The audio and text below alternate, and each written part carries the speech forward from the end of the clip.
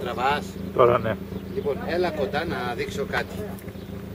Λοιπόν, όλοι παίρνουμε, οι περισσότεροι δηλαδή, παίρνουμε φανάρια για το τρέιλερ τα οποία είναι αδιάβροχα. Πολύ σωστά, ναι μεν τα φανάρια είναι αδιάβροχα, αλλά όμως το καλώδιο που θα φύγει από το φανάρι για να συνδεθεί με τα καλώδια του τρέιλερ, εκεί είναι ο θάνατος των καλωδίων. Οπότε, τι έχω κάνει εγώ? Τα καλώδια από το φανάρι, τα οποία συνδέονται στα καλώδια του τρέιλερ, μπορείτε να φτιάξετε τις καλωδιώσεις όπως θέλετε και να φτιάξετε ένα πλαστικό κουτάκι χειροποίητο με 4-6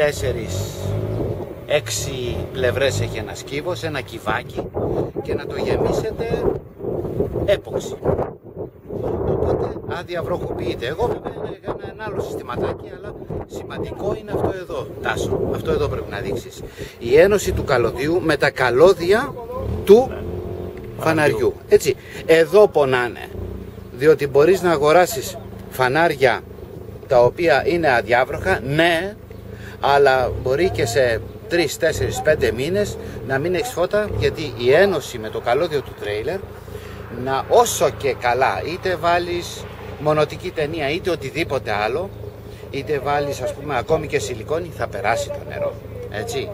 Και εφόσον περάσει το νερό, μπαίνει η υγρασία στην ένωση και μετά όχι μόνο φτάνει στο φανάρι, αλλά φτάνει ακόμη και στην πρίζα του τρέιλερ αυτή η σαπίλα. Εδώ βλέπετε, ας πούμε, μονοτική ταινία. Δεν είναι μονοτική ταινία. Εδώ δείχνει, όχι εμένα, εγώ είμαι φίρμα.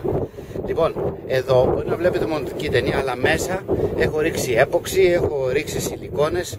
Άρα λοιπόν αυτό εδώ είναι το πιο σημαντικό μέρος για να λέμε ότι έχουμε, ναι μεν φανάρια αδιάβροχα, αλλά δεν έχουμε αδιάβροχη κατασκευή. Και μπορείς ακόμη και σε 3 μήνες να περάσει ακόμη και η υγρασία στη θάλασσα, έχει θάλασσα. Περνάει στα καλώδια και πάπαλα τα φανάρια μας. Εν συντομία, πιστεύω να ήμουν σύντομος και περιεκτικός.